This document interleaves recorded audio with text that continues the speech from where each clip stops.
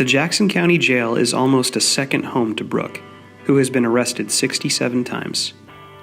To me, it's a revolving door. It's like Motel 6, the light's always on, and it's easy. I've been involved since 2006, and that's a long time to be on probation, parole.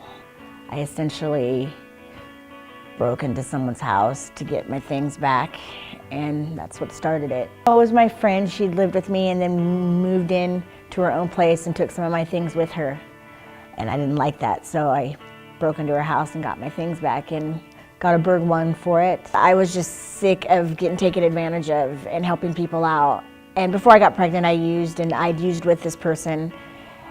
And so when her and her daughter came to move in with us, she would drink heavily, and my significant other was using crack. And I think he jumped my ass for letting her take some of my stuff. And so I just drove over to her house and knocked on the door. She wasn't there. I busted a window and said, "I'm taking that back, that's mine, that back, that's mine." And once you get on probation, it's kind of hard to get off probation because I was doing drugs. I mean, I've done drugs the last 20 years of my life, and I was 6 months clean. Despite all that, Brooke's probation officer hasn't given up on her, and she's helping in an innovative way. Senior Deputy Parole and Probation Officer Tira Hubbard is a statewide trainer of a new criminal justice approach that takes into account the specific needs of female offenders, who often have different risks and needs than males. The last 10 years' time, we've had an increase in the amount of women that are in prison. It's primarily been due to repeat property offenses and drug crimes. So the way in which we sentence, our sentencing guidelines for repeat property offenses and for drug crimes have increased prison sentences, the lengths of them or how many people are going to prison on those types of crimes. Those are two of the big crime categories for women. That's why we've seen a bigger influx in women in the criminal justice system at a higher rate than the influx of men. So they make up usually less than 25% of our populations, both at the prison level as well as the state parole and probation.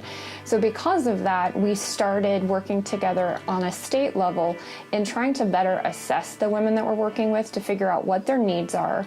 Are we missing something? Are we working with them in the right way on the right areas? How do we decrease their recidivism? We don't want them committing more crimes. They're already in the criminal justice system, but how do we keep them from staying in the criminal justice system? So the Women's Risk Need Assessment, and it is an assessment tool that assesses both risks and needs of female offenders. The risk we're looking for is the risk of recidivism. Are they going to get another felony in the next 3 years?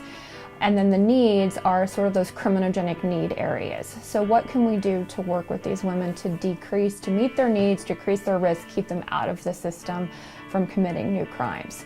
So we've worked together with Coffee Creek and Parole and Probation statewide to implement the WRNA. I'm one of the statewide WRNA trainers. We've traveled around the state training parole and probation as well as prison staff on how to complete a women's assessment.